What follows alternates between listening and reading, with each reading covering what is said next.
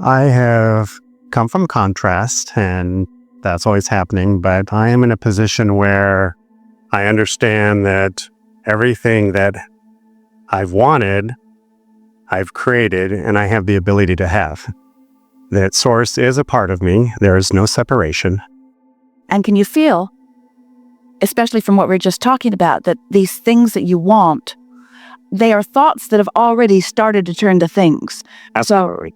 And are you beginning to feel the certainty of the progression of them? Yes. That's really what we're wanting to help you with here. Absolutely. The interesting part is, when I was younger, I wanted to save the world.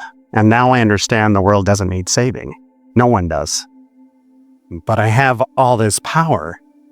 Because you can certainly have thoughts of well wishes and thoughts of positive desire for the world, and you can be a benefactor in expressing the energy. Yes. Yes. Yes. We're not wanting you to think that you can only selfishly think about things that are directly related to you and what you're wearing and what you're eating. Right. Although that's just favorite. I do realize, though, that the more I give to me, I'm giving to everyone. Yeah. You can't thrive without adding to the thriving of the world. Exactly. I don't have really a question. It's that I'm looking to the next step, and I know what's forward, and I know everything's going to happen, and the doorways are opening, and my, call it word for living, is allowing, which I got from you, so thank you. Let us give you another word. Let us give you something even more to consider. Because we like how you feel. It feels good to us to realize that you recognize that you're here to explore and to discover for yourself things that you care about. And you've pointed out that what you care about is broad. You care not only about your own personal environment, you care about a broader scope. You care about the world. You want others to thrive and be happy and live well. Absolutely. So this is all part of your desire. And your time living on this planet has caused you to put those ingredients into this vibrational pot, into this vortex. And those vibrational ingredients are becoming and becoming and becoming because you and others have put them there. When a desire is realized by you, I so want the world to be a better place, and I so want to do my part in whatever that means. That is a vivid desire. It's a real desire, and it's a desire that you get to own. It's your desire, and you get to hold that desire. So, you can't create in the reality of others. You can't wish for someone to have something because you can't be their receptive mode. Right. You can be the projector of thought about it. Now, this is where we want to take this conversation into a new place. In the last gathering in Long Beach, someone sat in the chair and asked the question, Abraham, you say that there's no assertion. And yet, you talk about how we think thoughts or we project thoughts. He said, I'm wondering, if we can project a thought, then why is there no assertion? And we said, because just because you're thinking it doesn't mean somebody else has to receive it and live it. Because it's all law of attraction based. So think about a projection of thought, a thought that you think, a broadcast. Think about a radio tower broadcasting a signal. Well, it can broadcast all day, every day. And if no one has a tuner that's tuned to it, and no one's turned that tuner on, then that broadcast is not going to be received, and there's not going to be any manifestation as a result of it. It's like if a tree falls in the forest and there's no one there to hear it, did it make a sound? No, because there was no one there to translate the vibration into a sound. So in order for creation to happen, there has to be a broadcasting and a receiving, a broadcasting and a receiving, a broadcasting and a receiving. So the way you set your receiver, the way you set your tuner is by what you broadcast. It's by what you think. So when you think about a world that is wonderful, you set your tuner to receive evidence of that wonderful world. When you think about a world that is having all kinds of catastrophes and problems, then you set your tuner to be experiencing or aware of those kinds of things. And so it's so wonderful that you are each a part of this magnificent balance of broadcasters and receivers, that there is enough diversity in what you desire and in what you allow, that everyone has the potential of living happily ever after. And in fact, you are better off for every diverse opinion that exists, because through the diversity, you sift and sort and find what you are projecting. And as you project it, meaning as you think about it, as you speak about it, as you talk about it, you practice a vibrational countenance that equals your point of attraction. And then life is reflected back to you in perfection to the broadcast that you are sending. So, let's just rest in that deliciousness for a minute. That was so good. Jerry wanted to write a book called Turning Thoughts to Things because he had a sense of this. Long before he met us, he was wanting to talk about how thoughts turn to things. Why do some people have this outcome of life and other people have this outcome of life? And as he began watching people and sort of making an association between what they were living and how they were sounding, he began to notice an absolute correlation between people who were feeling good about life and how their lives were turning out, and people who were complaining all the time and how their lives were turning out. He saw people who were in good positions because they'd been born into good positions, who ended up in terrible positions because they couldn't stop talking about the resentment they'd had, that their parents didn't give them more of the pie. And so he became aware that there is something to the way these thoughts are turning to things.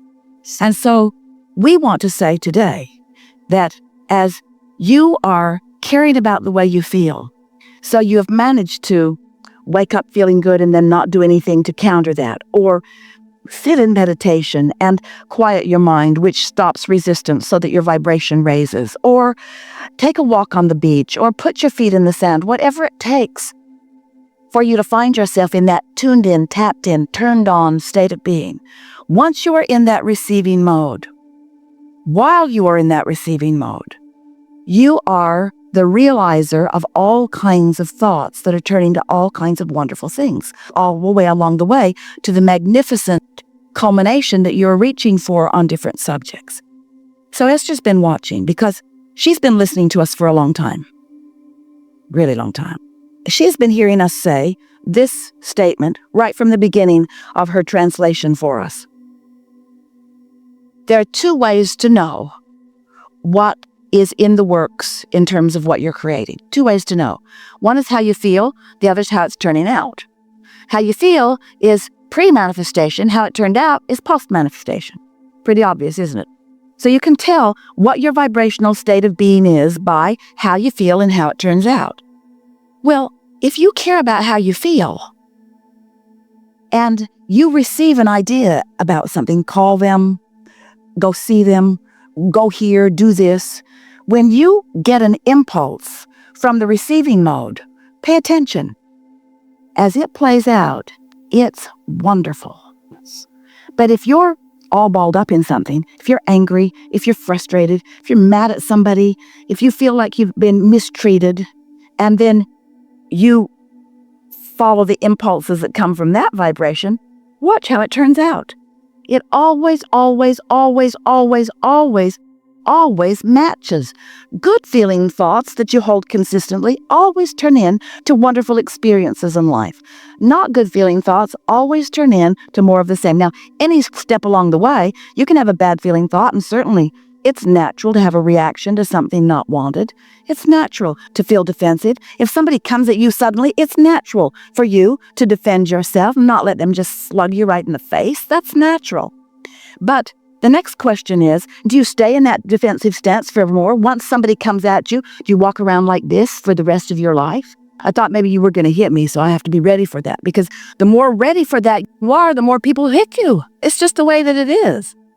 But any step along the way, you can realize, oh, this doesn't feel good. I can do something about finding a better feeling thought.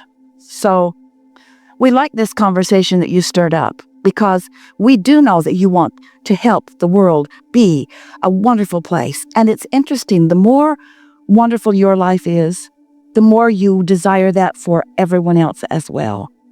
We've begun saying recently, we've been saying it in lots of different ways over time, but recently our words are, don't try to be somebody else's point of least resistance, because you just can't get in their head. You can be the offer of thought about them, but you cannot, wait, get out of the way. I've been thinking really good thoughts about your success, and now I need you to just lay down and go to sleep, and I'm going to be the receiver of the thoughts about you too. Oh yeah, I wished you well, and now I've received it, and now everything will go well for you. Cannot vibrate for another because you cannot think for another, but you can influence others through the clarity of your example, and you can influence a world or a situation to something that feels better by clarifying. We're reluctantly allowing us to choose this word because it makes you wonky, but we're going to say it. Clarifying, purifying, cleaning up your vibration about a subject. If you can just not let yourself think the thoughts that you don't want to turn to things, and if instead you can choose thoughts that you will like it when they turn to things, and if you will then do the only thing that you can do it in the early stages, because once there's momentum, the thought will have its way for you. So then you got to meditate, or you got to go to sleep. You got to do something other than allow that thought to get a hold.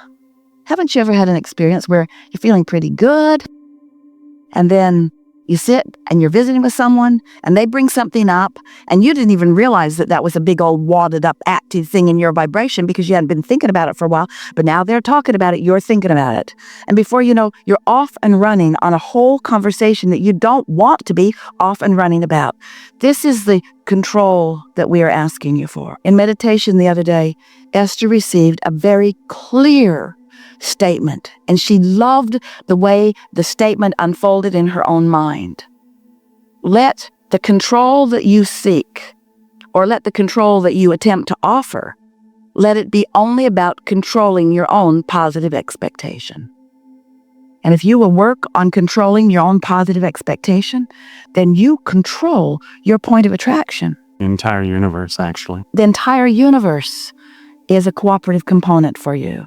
And others who don't know that, they'll watch you, they'll be jealous of you, they'll condemn you, they might even find fault with you. But if you've practiced positive expectation, they can't assert their negative experience into you. They can project it, you can receive it, but you've got choice about whether you receive it or not. And your ability to receive it or not receive it has to do with one thing and one thing only: how much you've practiced good feeling thoughts. How much your vibration is frequently in that tuned in, tapped in, turned on position. Yes. Don't you love deliberate creation? Absolutely. Yeah. Yeah. Thank you. Yes, indeed. So when you think about your physical experience and you think about where you're standing now in relationship to the things that you care about, can you feel a softness about the unfinished business? And can you feel that there really is nothing really serious going on? That there's nothing that is urgent, that it's all by your choice? Are you feeling that way a bit more than when you got here today? Do you believe that there are resources that are pointing at you?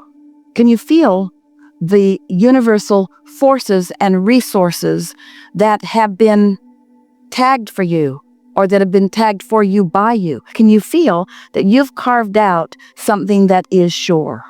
That's really what we want you to feel. We want you to accept that a wonderful life is unfolding, and that there really isn't anything that you need to do to cause it to unfold other than not keeping it from unfolding. So we just have a simple question. Can you feel how a really, really strong attention to what is right now could be diverting your attention from what's coming? Could you be standing in a place looking out, eager to find a sort of clue? Have you ever dropped something and didn't know you dropped it, like an earring or a pen or something, and you didn't even know you dropped it, and then your eyes looked right at it? Because a part of you knew that it was important, and a part of you showed you right where it was. Have you ever driven all day on a highway and never looked at any of the signs or billboards until you looked at the one that mattered to you because that was the place that you wanted to eat or wanted to sleep that night? We want you to realize that Your inner being knows everything that you want and everything that will lead you to everything that you want, and is always projecting those, you might call them signals, you might call them vibrations, you might call them clues.